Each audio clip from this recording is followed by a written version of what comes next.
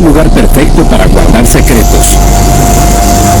Sus selvas, cordilleras y sistemas fluviales representan grandes obstáculos para cualquier explorador. Es un continente que ha seducido a los aventureros por siglos. Hay algo oculto, ve y descúbrelo. Ve y busca detrás de las montañas. Hay algo oculto tras las montañas. Perdido, te está esperando. Ve. El poema de Kipling es perfecto porque estoy en Colombia, la tierra de El Dorado, hogar del legendario Reino de Oro, que en el siglo XVI atrajo a los conquistadores al interior, al corazón de Sudamérica.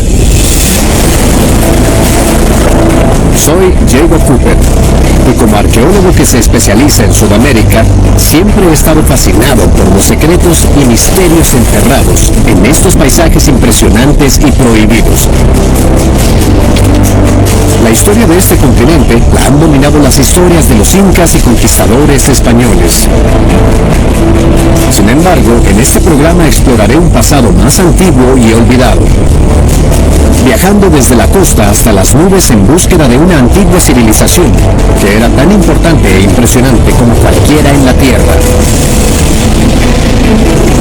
Aquí, en lo que ahora es Colombia, vivieron dos de las sociedades más extraordinarias del Nuevo Mundo.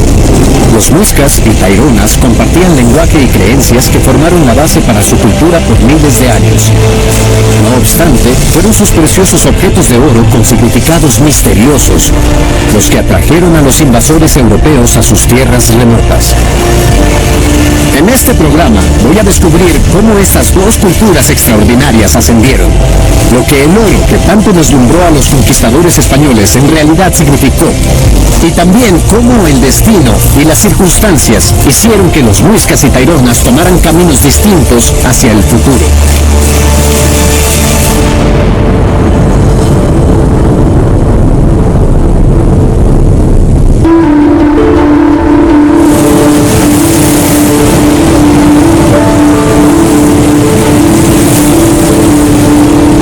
Las playas de la costa caribeña colombiana son hermosas, casi un cliché de un paraíso tropical. No obstante, en mi opinión, su pasado opulento es lo que hace que este lugar sea especial. La historia abunda en Colombia. Por 12.000 años fue un canal que conectó las poblaciones precolombinas de Centroamérica, el Caribe, el Amazonas y los Andes. Y miles de años antes de que llegaran los españoles, los pueblos de Centroamérica que hablaban chicha se extendieron hacia el sur, a esta tierra. El chibcha fue un lenguaje que compartían diferentes comunidades esparcidas por toda Centroamérica y lo que en la actualidad es Colombia. En los 700 después de Cristo, dos de estas comunidades se convirtieron en sociedades muy organizadas, hábiles para la agricultura y la orfebrería con oro. Una de esas culturas, los taironas, se asentaron en las montañas de la costa caribeña. Los otros, los muiscas, se asentaron a 804 kilómetros al sur. Se desarrollaron de forma independiente durante siglos, libres de interferencia externa. Sin embargo, en 1492 eso empezó a cambiar. Cristóbal Colón descubrió el Nuevo Mundo para los españoles, y en los años siguientes se extendió la influencia de los conquistadores, lo que amenazó la existencia de las culturas indígenas del continente. En 1537, el conquistador Jiménez de Quesada partió en búsqueda de una ruta terrestre a la recién descubierta tierra de los incas en Perú. Con un ejército de 800 conquistadores se adentró al corazón de Colombia, sin tener idea de lo que estaba a punto de encontrar. La expedición tomó más de un año para atravesar la selva hasta los altiplanos y los valles del interior. Uno de los hombres de Quesada describió así la expedición. Atravesamos grandes dificultades en nuestro camino al nuevo reino, como las de crear nuevas rutas a través de montañas y colinas, así como el hambre y la enfermedad. Y llegamos a este reino desnudos, descalzos, cargados por el peso de nuestras armas, lo que causó la muerte de muchos grandes españoles.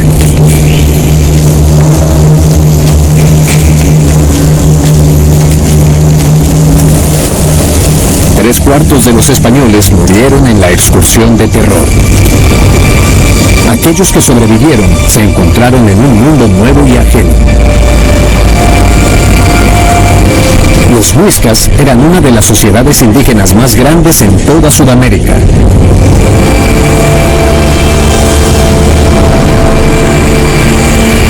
Desde las cimas de las montañas, su territorio se extendía más allá del horizonte, lo que abarcaba un área más grande que Suiza.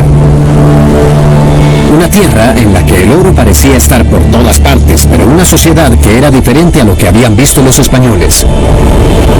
A los muiscas no los gobernaba un líder supremo, como en los imperios Inca y Azteca. En el mundo muisca, ninguna persona tenía poder absoluto. En cambio, el territorio muisca se organizaba en dos grandes federaciones, una en el norte y otra aquí, en el sur. Cuando llegaron los conquistadores, se estimaba que la población muisca era de 500.000 de personas, quienes en su mayoría vivían en pequeñas aldeas. Los españoles escogieron una de esas aldeas como el lugar para su primer pueblo, y ese pueblo se ha convertido en la creciente ciudad capital de Colombia, Bogotá.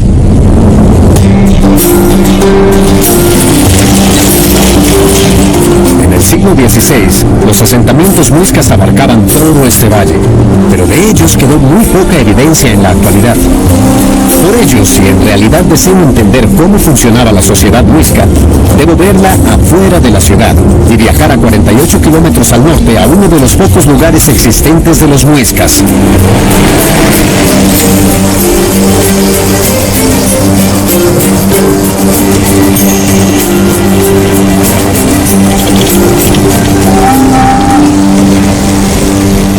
Uno de los grandes problemas para saber cómo funcionaba la sociedad muisca es el hecho de que hay pocos remanentes de sus estructuras arquitectónicas. Construían con madera, que ésta se pudría. Así que no hay casas, templos ni lugares de reunión para analizarlos y poder entenderlos a profundidad.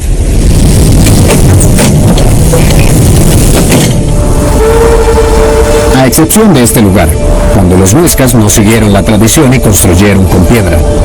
Los españoles lo llamaron el infiernito, porque creían que los rituales que aquí se practicaban eran obras del diablo. El arqueólogo Carl Langebeck ha llevado a cabo muchas excavaciones cerca del infiernito. Al caminar por este lugar, considero que es bastante extraño. De hecho, es un lugar único. En la cultura muisca no hay otro lugar como este.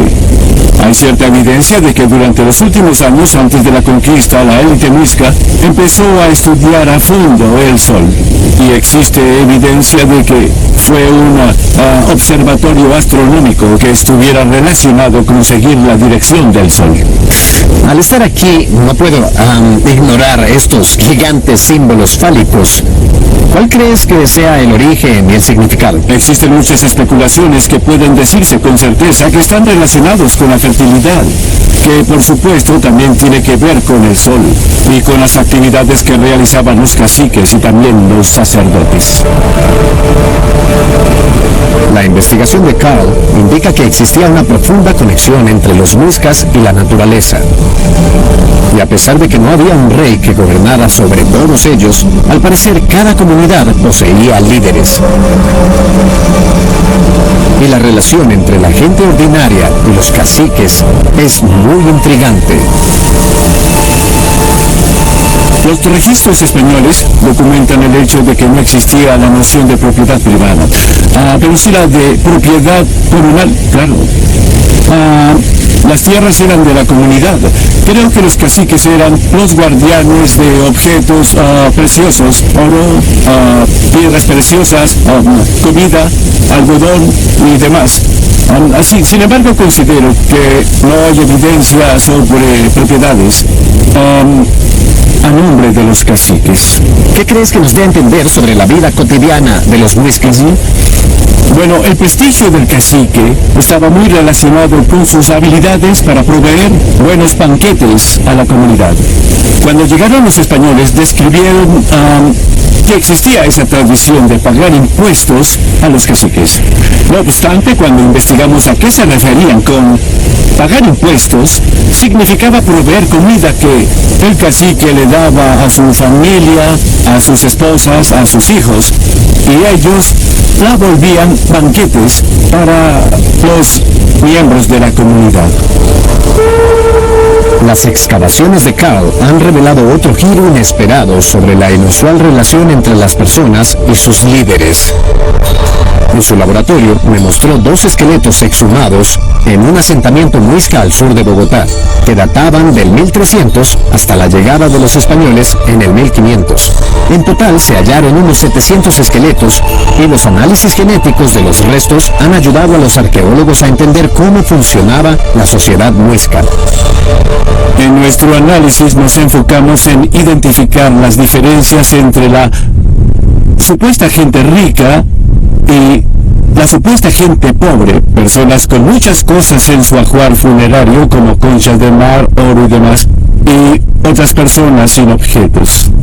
Cuéntame, ¿qué pudiste aprender de eso? Bueno, creo que una de las lecciones más importantes es que sí existía una distancia social, por supuesto, pero no era heredada. Hemos llevado a cabo análisis genéticos de los miembros de la élite, los miembros de la comunidad con ajuar funerario, y no hay parentesco entre ellos, lo que es interesante.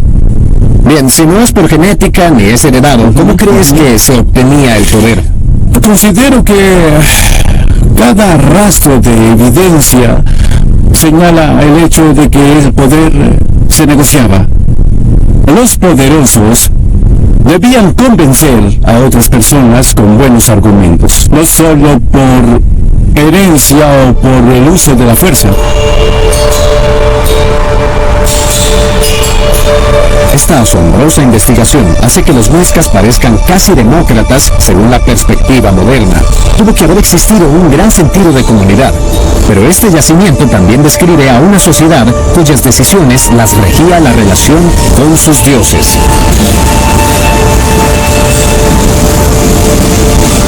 La leyenda cuenta que aquí en el Salto del Tequendama, el dios muisca Bochica salvó a las personas de ahogarse durante una tempestad, separando la montaña y permitiendo que el agua drenara. Pero lo que Bochica no previó fue el ataque español que estaba por llegar sobre la población muisca. Lo que llamó la atención de Quesada y sus hombres fue el oro en muisca. Todos, tanto el pueblo como el cacique, en cada aldea, parecían poseer objetos elaborados del precioso metal. Rápidamente se esparcieron rumores más allá del Nuevo Mundo sobre la existencia de una gran ciudad de oro en algún lugar de las montañas. Así nació la leyenda de El Dorado, y en los años subsiguientes, olas de cazatesoros llegaron a Sudamérica en búsqueda de la legendaria ciudad. Pero El Dorado no era un lugar, sino una persona. El significado literal es el sujeto dorado, un gobernante tan rico que podía cubrirse a sí mismo en polvo de oro cada mañana y se lo quitaba en un lago sagrado cada noche. Un conquistador contó esta historia. Él fue totalmente cubierto de polvo de oro, tan normal como si tan solo fuera sal. A él le parecía que usar otra gala era menos hermoso. Y ponerse adornos o usar armas fabricadas de oro, ya sea martillándolas, estampándolas o de otra forma, era algo común y corriente.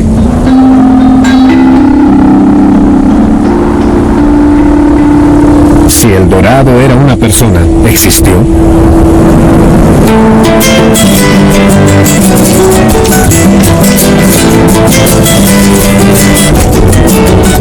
En el corazón de las ajetreadas calles de Bogotá hay un lugar que posee pistas sobre los orígenes de este mito. Me dirijo al Museo del Oro, que ha logrado coleccionar muchos objetos de oro precolombino en el país.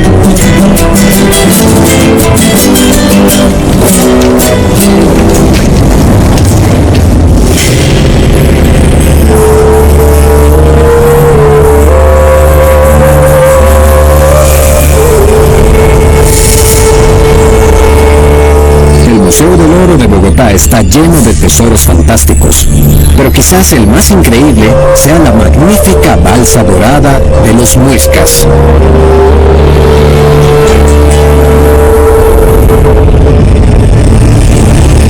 El arqueólogo Juan Pablo Quintero me explicó que parece que captura el momento durante una antigua ceremonia en el agua. La materialización de la leyenda del Dorado. ¿Quién crees que sea la persona en el centro de la balsa? Bueno, es probable que sea un cacique, la representación de un cacique. Está bien vestido, puedes ver todos sus adornos. Es más grande que los demás, es un personaje de alto rango, así que es probable que haya sido el cacique. El cacique se ubica en el medio de la balsa rodeado por 12 figuras más pequeñas. Todas ellas poseen adornos de oro y plumas. Algunas llevan instrumentos musicales o usan máscaras de jaguares. Las más pequeñas, al borde de la balsa, parecen ser remeros. Si pensamos en el mito del Dorado, el mito de un hombre vestido en oro, ¿crees que esta balsa demuestre que existió?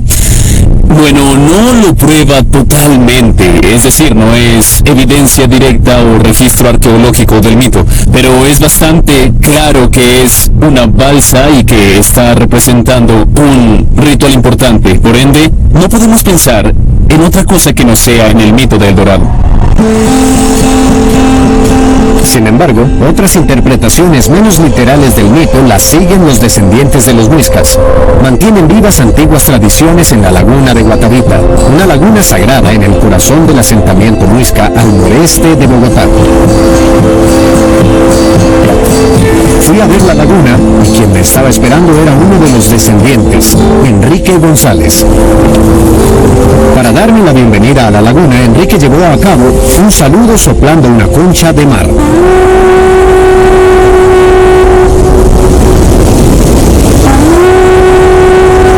Conchas como esta provienen de la costa a más de 800 kilómetros y eran muy valoradas por los antiguos muiscas. Mientras el sonido de la concha retumbaba en la laguna, le pregunté a Enrique lo que la balsa dorada significaba para él. ¿Para usted piensa que esto es todo cosas que han pasado acá? Sí, mira, la balsa es algo que simboliza la unión que había, el vínculo que había entre el muisca y la madre Guatavita y el agua.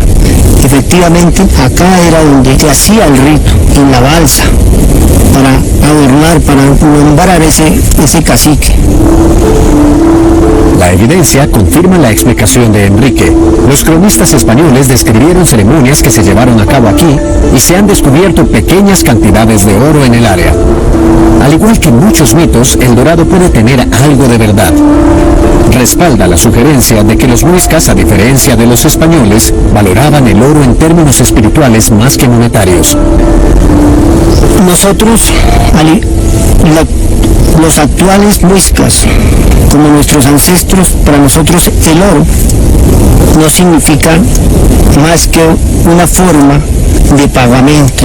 Es lo que está allí, lo que simboliza esa laguna, ese consejo espiritual, esa conexión espiritual, ese consejo, esa palabra que está allí. Ese es para el muisca es el más grande tesoro que está y debe permanecer allí.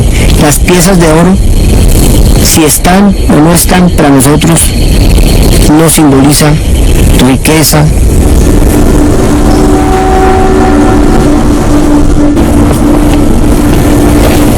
Fue genial hablar con Enrique. Él relacionó las ceremonias que se realizaban aquí en la laguna con el pueblo muisca.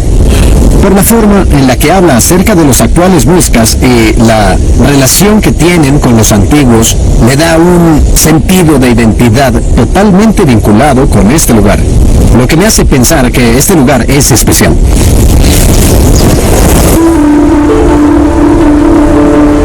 Independientemente de la verdad sobre el Dorado, los arqueólogos descubrieron otra forma en la que el oro jugaba un rol dentro de la cultura.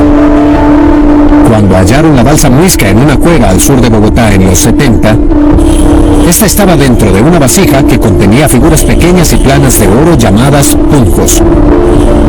Muchos de estos objetos se exhiben detrás de vidrieras en el Museo del Oro, pero Juan Pablo pidió que se abrieran las bóvedas para que pudieran mirarlas de cerca. Y de inmediato era bastante obvio que cada figura representa un personaje distinto.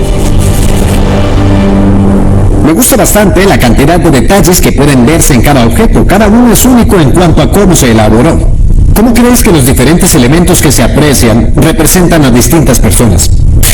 Aquí puede apreciarse el cacique, el sacerdote. Si tú lo puedes notar, este tiene una pequeña cabeza en su mano, lo que te indica que es un guerrero.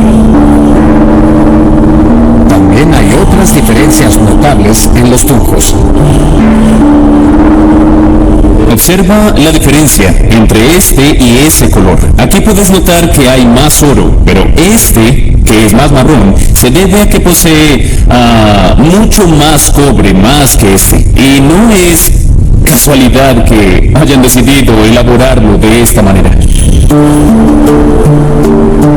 Al mezclar oro con cobre en diferentes proporciones, los orfebres muiscas variaban el color del tunjo. Y, a diferencia de lo usual en los artefactos de oro, los tunjos no son perfectos, poseen espuelas por exceso de material y superficies sin pulir. ¿Para qué servían los tunjos y cuál era su verdadero valor para la sociedad muisca? Si los muiscas hubieran usado los tunjos como adornos o joyas, se esperaría que estos tuvieran un acabado prolijo y que se encontraran enterrados con sus dueños como ajuar funerario. Los arqueólogos que estudian el oro muisca enfrentan un problema común. La mayoría del oro se obtuvo de saqueadores en los años en los que venderle al Museo del Oro era legal. Como resultado, mucho del contexto arqueológico se perdió. Pero las historias de los saqueadores son consistentes. Los tunjos no se hallaron en tumbas, sino en ríos y lagos, en cimas de montañas y en cuevas. La tierra al norte de Bogotá está llena de cuevas, justo el tipo de lugares en los que se hallaron los tunjos. Conocí al arqueólogo Roberto Lleras Pérez, un experto en orfebrería muisca y sus creencias. Al considerar el metal en la sociedad muisca, dime, ¿para qué usaban el oro? El oro era importante para los muiscas, en especial para ofrendas votivas. Eran lanzadas a lagos, dentro de cavernas, como en la que estamos, o las colocaban en campos, en santuarios, templos, los cimientos de las casas, donde haya sido importante colocar un objeto para que restaurara el equilibrio en el cosmos. Ahora explícame cómo era la cosmología muisca. Imagina el mundo conformado por principios opuestos pero también complementarios. Así, primero que nada, existe hombre y mujer, como el día y la noche, arriba y abajo. Entonces, al entender el mundo en este sentido, también se comprende que hay un equilibrio.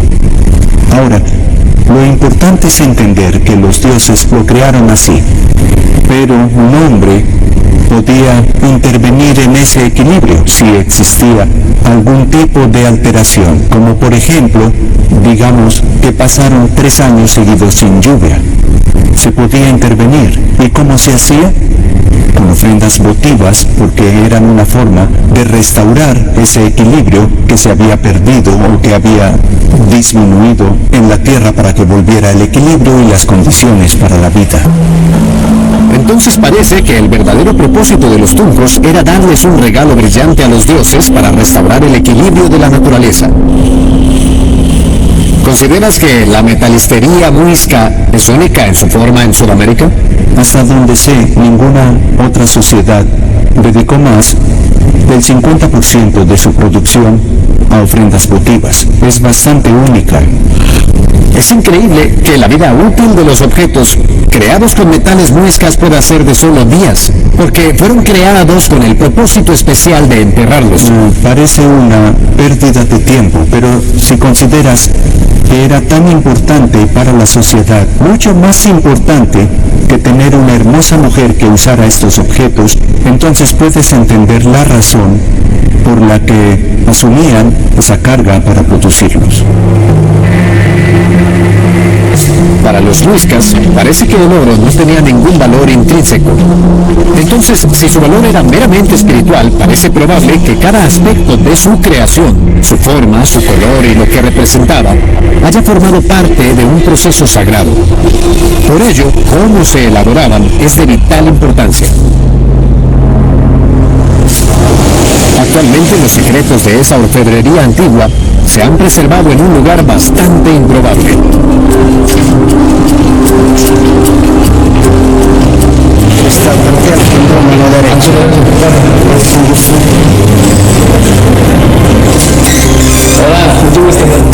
El orfebre Omar Hurtado no se lleva su trabajo a casa, sino que vive en él.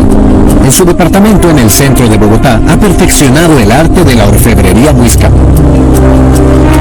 Al parecer, la verdadera habilidad no está en manipular el oro, sino en saber cómo moldear la cera de abeja, un proceso conocido como la técnica de la cera perdida. Omar comienza a moldear la cera en una figura plana. Los tuncos muiscas eran una representación en 2D de figuras humanas. Por eso, le pregunté a Omar por qué los muiscas elaboraban tuncos planos. ¿Era más fácil que hacer una figura en 3D? Ellos creo que manejaban esa dimensión más fácil en cuanto a técnica, pero yo creo que ellos igual, las piezas del museo que uno cree que son planas son mucho más fáciles. Y realmente las piezas planas tienen una connotación mayor y es que se pueden presentar mayor tipo de malformaciones en la fundición. O sea, realmente la pieza plana es una pieza muy compleja.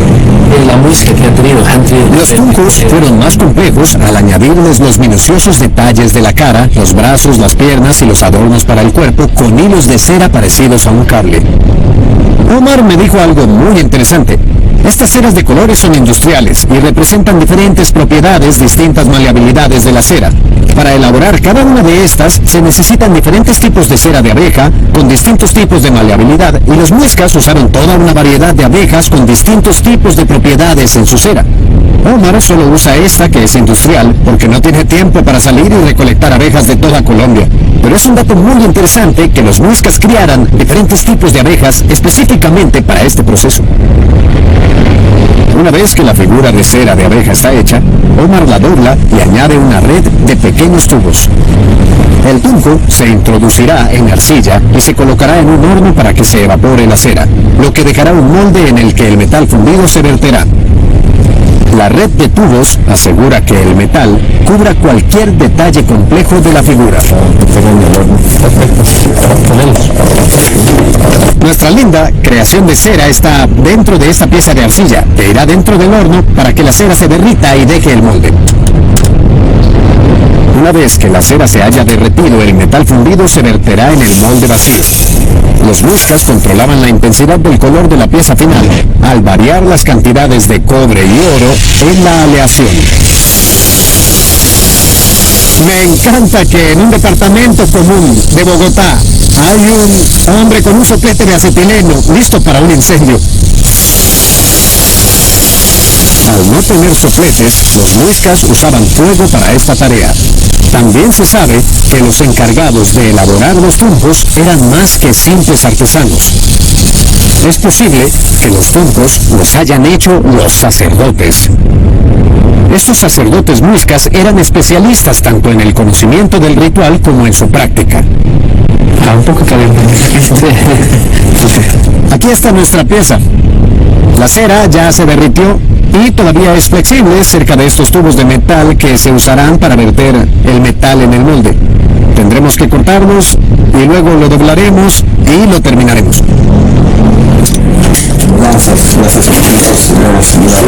Viendo de cerca este proceso, entiendo la razón por las que las piezas muiscas tenían bordes sin pulir y pequeñas partes de exceso de metal a los lados. Son los remanentes de esos tubos de metal que sirven para rellenar el molde. Bueno, muchísimas gracias, Juan. Bueno, Encantado. Muchísimas gracias por todo, ¿no? Encantado. Y ese es el proceso. Se ha parecido muy bonito. Bueno, nos vemos, ¿eh? Muchas gracias. Chao, chao. Gracias. Esté bien.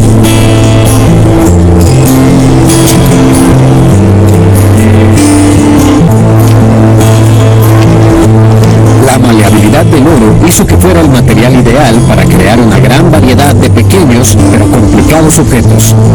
Las ofrendas a los dioses eran usuales, así que se necesitaban grandes cantidades de oro. Dada la importancia del oro, los españoles esperaban encontrar minas a lo largo de todo el territorio muisca. Sin embargo, el oro no se da naturalmente aquí. Los muiscas debían traerlo de otro lugar. Entonces, ¿cómo adquirieron tanto?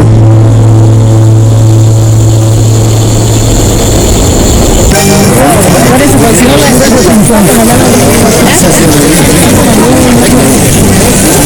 es adentro? ¿Qué es la fruta? ¿Una fruta adentro?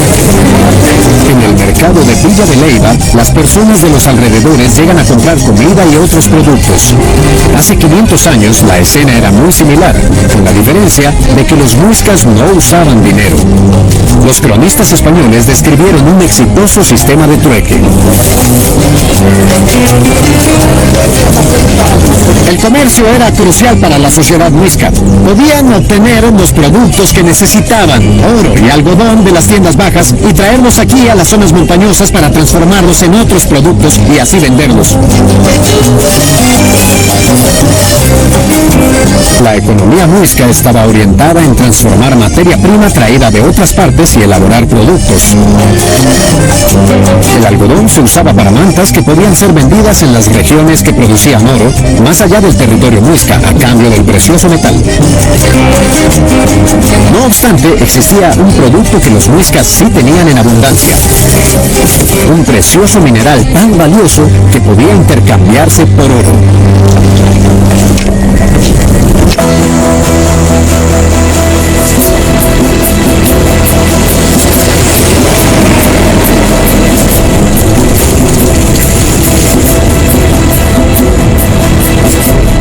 En los cerros al norte de Bogotá están ubicadas las minas de Nemocón, donde bajo tierra se encuentran abundantes depósitos de uno de los mejores productos de los muiscas. No son gemas preciosas ni carbón, pero es un mineral vital para la vida: sal. Bajo tierra y lejos de la costa no es donde esperaría encontrar sal, pero hace cientos de millones de años un antiguo mar existió. Cuando las aguas se evaporaron, dejaron una gran cantidad de sal. Después, la actividad tectónica hizo que las montañas ascendieran y las salinas se pegaron a las rocas y atraparon grandes cantidades del mineral debajo de la tierra. Entonces tienes esta herencia de la tipo de mina que estaban haciendo la búsqueda. Sí, o sea, literalmente encima de la mina. Mi guía, Edwin, me explicó que en los tiempos actuales los mineros se adentran al fondo de las montañas en búsqueda de sal, pero los muiscas no necesitaban cavar. La lluvia caía a través de montañas de sal, así como esta, y recolectaban el agua salada de las corrientes del borde de la colina. Vertían el agua en grandes vasijas de barro y la calentaban para evaporar el agua. Poco a poco, estas vasijas de barro se llenaban de sal y al romperlas quedaba una especie de bizcocho de sal.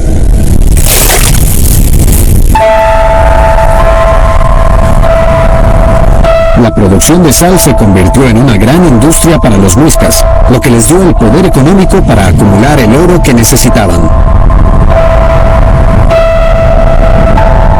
Pero la mayor fortaleza de los muiscas los expondría también al peligro. Fue la sal que se comerciaba de un lado al otro por el río Magdalena y la gran cantidad de producción industrial que se veía, lo que atrajo a los conquistadores aquí, a las tierras muiscas.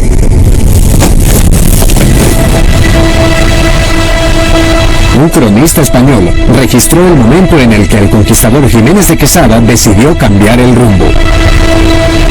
Al ver el excelente estado de la tierra y cómo los indígenas siempre traían sal, que empacaban en grandes bloques, Jiménez decidió buscar su fuente.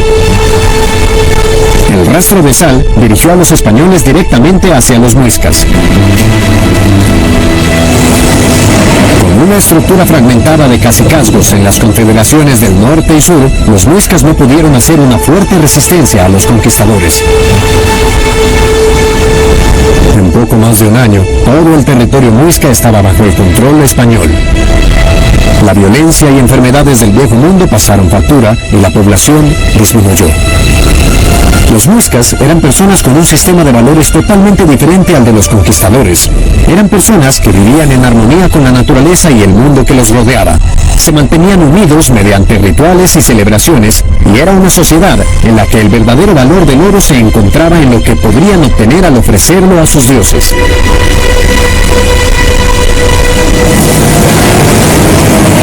No obstante, como la cantidad de muiscas era mucho menor que la de los invasores, sus remanentes actuales son difíciles de encontrar, a menos que sepas dónde buscar.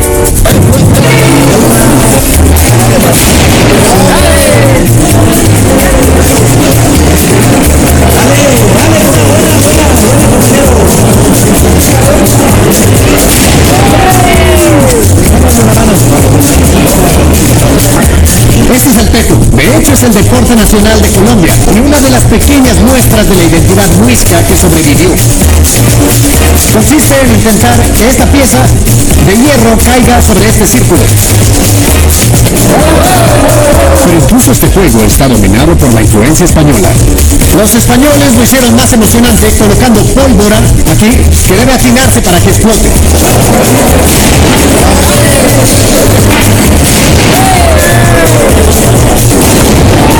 En la actualidad, en un país con cerca de 85 grupos étnicos diferentes, la sangre y cultura muisca sobrevivieron como ecos lejanos.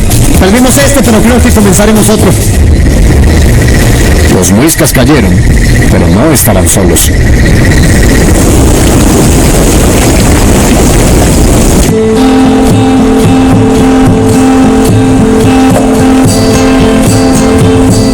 Más hacia el norte, junto al río Magdalena, vivió otra cultura relacionada, los taironas.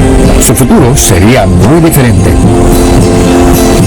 Me dirijo a las montañas de la Sierra Nevada de Santa Marta, junto a la costa caribeña, para averiguar cómo y por qué.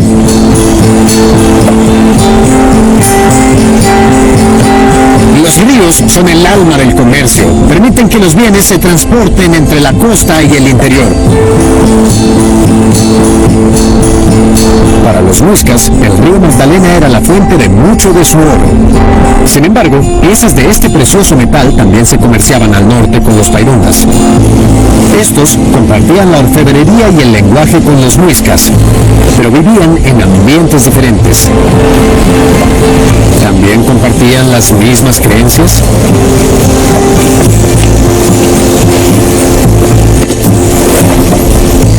Esta es la tierra de los taironas. Desde aquí en la costa caribeña hasta la Sierra Nevada de Santa Marta hay más de 5.700 metros, la cordillera costera más alta del mundo. Arriba, en esas montañas, están esparcidas las viejas aldeas de los taironas. La arqueología en este tipo de terreno, donde todo está cubierto por una gran capa de vegetación, es sumamente difícil. Los descubrimientos son inusuales, pero en los 70 comenzó a aparecer oro de los taironas junto con otros objetos en el mercado negro. Las primeras pistas indicaban que los saqueadores los habían encontrado en un nuevo yacimiento de los taironas. Cuando los arqueólogos llegaron a la ubicación, muy alto en las montañas, quedaron maravillados. Era el más grande e impresionante yacimiento tairona jamás descubierto. Lo nombraron Ciudad Perdida.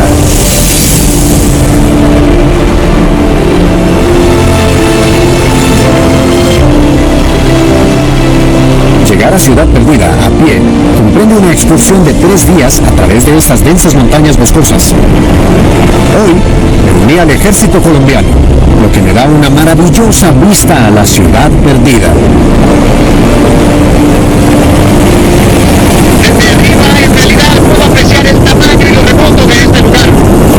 Muchos de los yacimientos sudamericanos están en lugares planos, pero este se ubica en la ladera y se aprovecha de la forma de las colinas.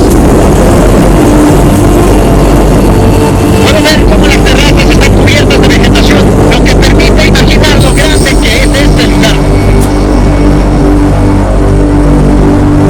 Para dimensionar Ciudad Perdida, los arqueólogos estiman que es 10 veces más grande que las famosas ruinas incas de Machu Picchu en Perú.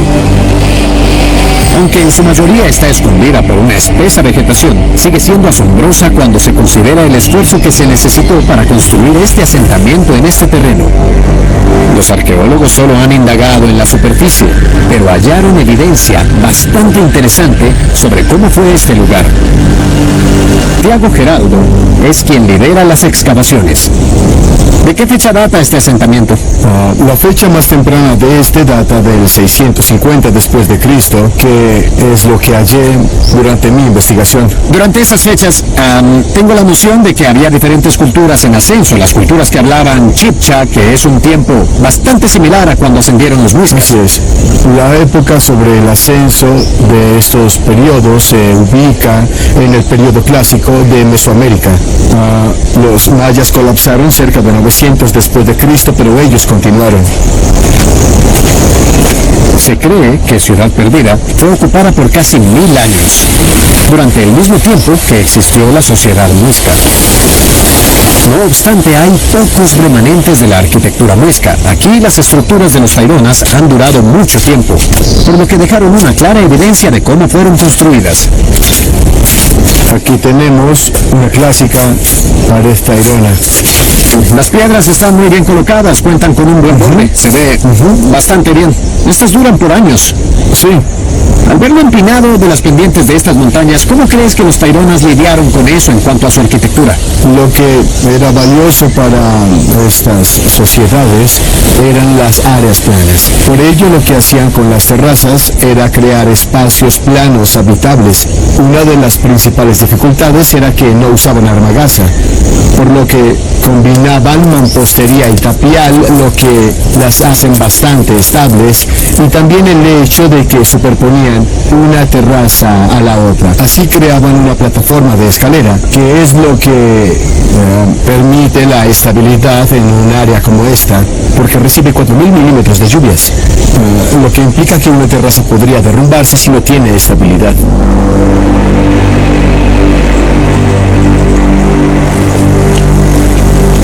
Al trabajar en armonía con la naturaleza, los taironas crearon una ciudad próspera.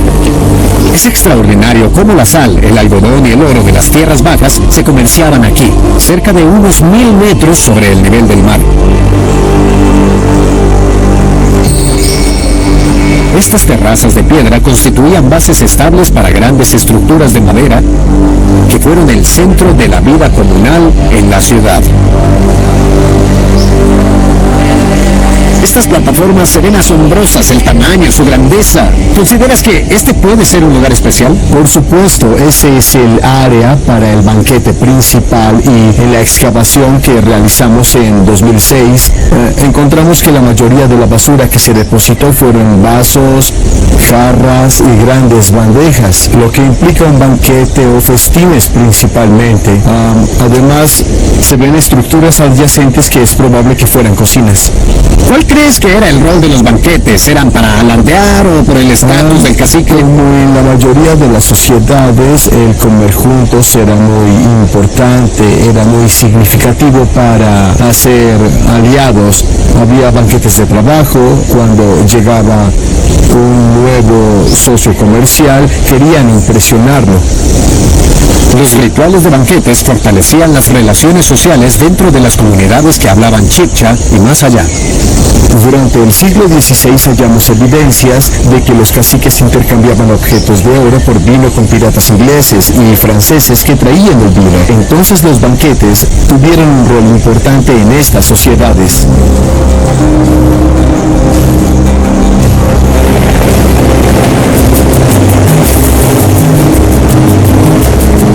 Una variedad de diferentes productos agrícolas crecía en distintas alturas, pero las muchas pendientes son empinadas y poseen una densa vegetación.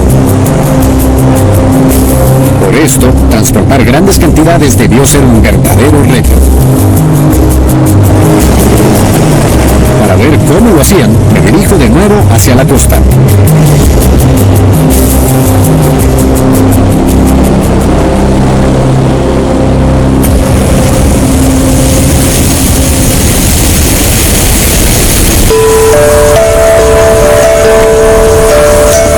Al igual que los muiscas, el secreto del éxito de los taironas provenía de que eran expertos en naturaleza. Rutas de hace siglos una vez conectaron todos los asentamientos taironas. Esta red de caminos de miles de kilómetros les permitía a las personas transportar bienes de un lado al otro entre la costa y las montañas. El camino que sigo nos lleva a Pueblito, un asentamiento tairona que se habitó por primera vez hace casi 1500 años. Llegué para conocer a la antropóloga Lorena Aja Eslava, quien ha investigado el significado de los caminos y lo que nos cuentan. Hay caminos que son pequeños o que pueden estar, por ejemplo, como escaleras, ¿cierto?, en ciertas partes, y hay otros caminos que son mucho más amplios para la circulación de mayor cantidad de población, que es lo que encontramos aquí en Pueblito, zonas en donde ya son pues calles, ¿sí?, que implican o nos pueden indicar que había una población importante que se reunía en este lugar.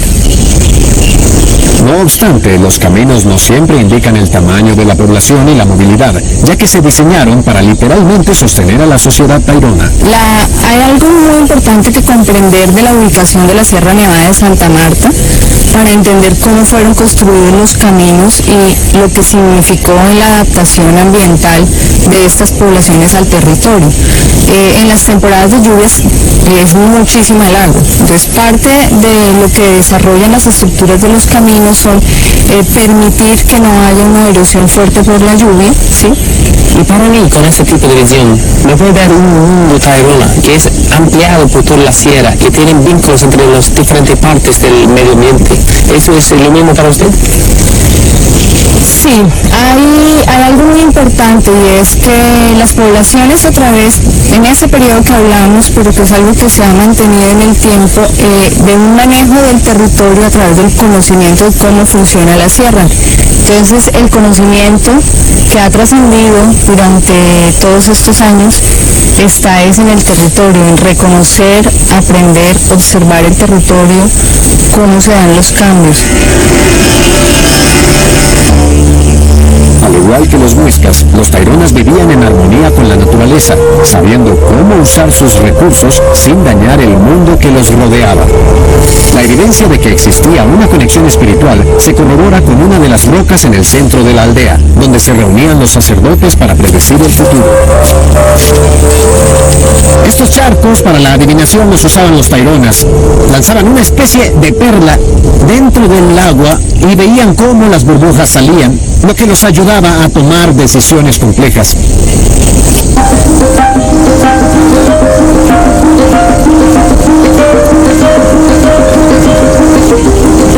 Los arqueólogos creen que muchas de esas decisiones estaban relacionadas con la adoración de los taironas hacia la naturaleza. Así como existe evidencia de adoración al sol por parte de los muiscas, de igual forma los taironas lo veneraban.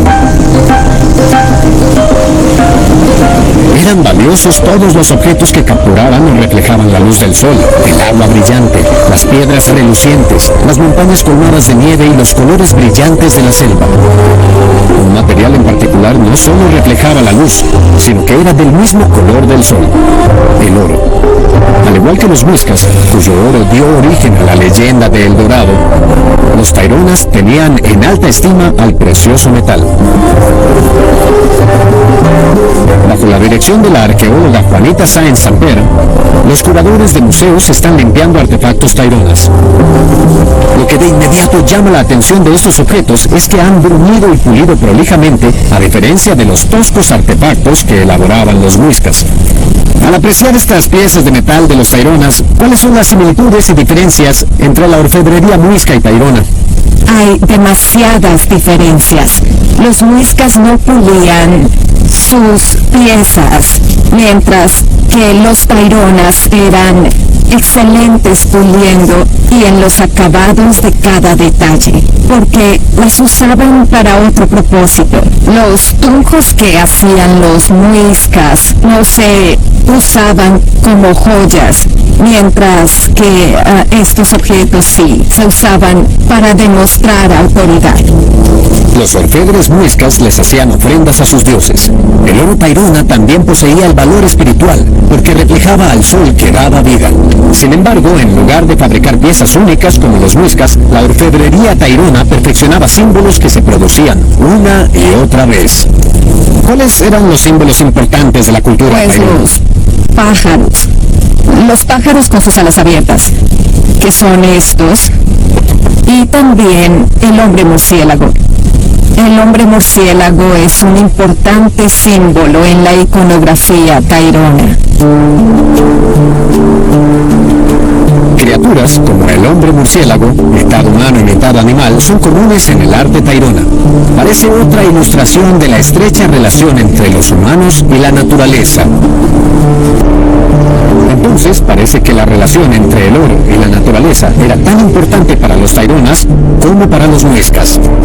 Sin embargo, la artesanía tairona no solo se limitaba al oro. En la Universidad del Magdalena, en Santa Marta, la arqueóloga Angélica Núñez está trabajando en una colección de asombrosos objetos de cerámica. Sí, claro, aquí está todo lo de pueblito. Entonces, ¿estos artefactos vienen de sitios tairona? Sí, todos vienen de sitios tairona, piezas arqueológicas y materiales que no son artefactos, son materiales originarios de cada región hacia la sierra. Miles de diferentes piezas de cerámica se han almacenado aquí. Proveen un invaluable entendimiento sobre la vida de los taironas y sus creencias. Y algunos de los símbolos que vi en los objetos de oro, también los veo aquí. Y en esta pieza aquí tenemos una cosa muy interesante. Sí, pues aquí podemos identificar con bastante precisión las facciones de un murciélago y también obviamente la posición antropomórfica. Sus patas, sus extremidades son también de otro animal. Este era un símbolo como de fertilidad por su posición y por la representación de las ranas y los murciélagos, que están muy ligados a la sexualidad, a la reproducción. Como de costumbre, la conexión con el mundo natural es bastante evidente, pero hubo una pieza en particular de cerámica que llamó mi atención. Y mirando estas piezas, me puede ver a este aquí, me gusta mucho, que parece que tienen algo en la mejilla. Sí, podemos hacer la asociación certeramente y la banda siempre va a ser un indicador de Mandel. Este vínculo entre el uso de cuco y la gente tairona y la gente indígena hay cosas muy interesantes, ¿no? Y a mí dentro de la cerámica hay cosas muy buenas. Sí, es todo un imaginario, toda una cosmogonía que se representa en la cerámica, pero también está muy ligada al trance que se adquiere con el mambeo de la coca.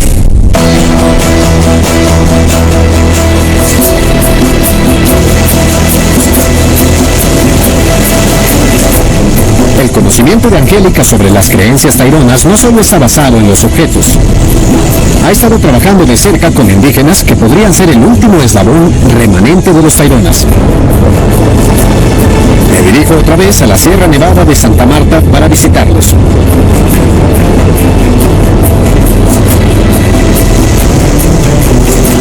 Los Cogis, una comunidad indígena de cerca de 12.000 personas, viven en pequeñas aldeas montañosas no muy lejos de los yacimientos taironas de Pueblito y Ciudad Perdida.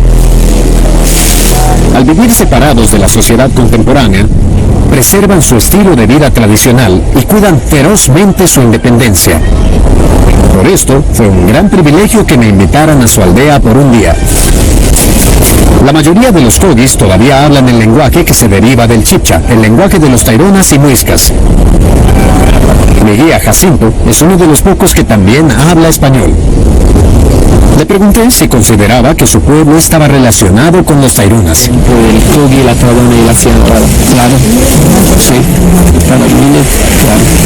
Y todavía, como siempre le he dicho, que todavía seguimos manteniendo vivo nuestra cultura, todavía aún hemos resistido de miles de años. Y aquí estamos todavía en la actualidad y como lo ven aquí, como ven a los miembros de la comunidad, ya lo amamos, todavía siguen haciendo sus casas desde el principio, como era la forma de la construcción de la casa. Jacinto me invitó a que los ayudara a construir una casa para los manos, los líderes espirituales de los cogis. Hay una gran conexión cultural con la naturaleza que se asemeja a la filosofía de los taironas. Fácilmente puedo imaginarme a estas casas en las redondas terrazas de piedra de Pueblito o Ciudad Perdida. Una de las ceremonias que se llevará a cabo en esta casa es la ceremonia de iniciación, que es cuando un chico se transforma en hombre. En ese momento le darán una calabaza y hojas de coca, y como pueden ver, todos los hombres de aquí mastican coca. Es algo esencial para los Kogis. Es imposible saber si los Taironas tenían el mismo ritual, pero las hojas de coca se representan una y otra vez en sus cerámicas. Las conexiones son evidentes. Cuando los hombres Kogis se conocen, intercambian hojas de coca. Repetidamente extraen cal de una calabaza conocida como poporo y lo mascan junto con hojas de coca para que se liberen los ingredientes activos. La cocaína se deriva de la planta de coca, pero las hojas de coca no cuentan con el mismo efecto narcótico. Los hombres Kogis las mascan con un estimulante leve que los ayuda a comunicarse con sus ancestros. Estas tradiciones pasan de una generación a otra, por lo que siguen la profunda conexión espiritual de los Kogis con la naturaleza. Todo lo que se usa para la construcción de estas casas debe proceder de una semilla. Y esto es porque se consideran a sí mismos como la semilla de la sierra. Los humanos se deben nutrir y crecer al igual que las plantas. En estas casas comenzamos a ver una conexión entre cómo se construyen y la noción de los Kogis de que las personas y la naturaleza son uno.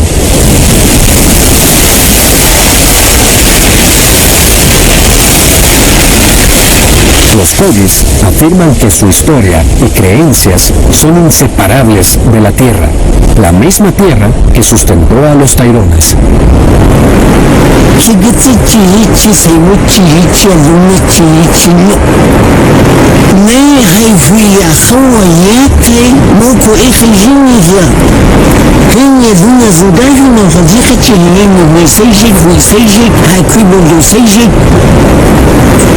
Moko efajini خي هبا زدزانا يبزانا كيان إن تشجعوا بني ني كياني أمشي كأبونا في تكوفنا ذكي وتشجع كيجي أمين فما الكوكي تفقدها باي بانا في ذيك إلوكي موكو هبا هنده أي ناس محبين أنك بدبا فتوكوي هنا إلوكي أبونا بني نبوك ناسو دا إيمينكو إنجي قلواشا قميجين كان يكوكي نوا.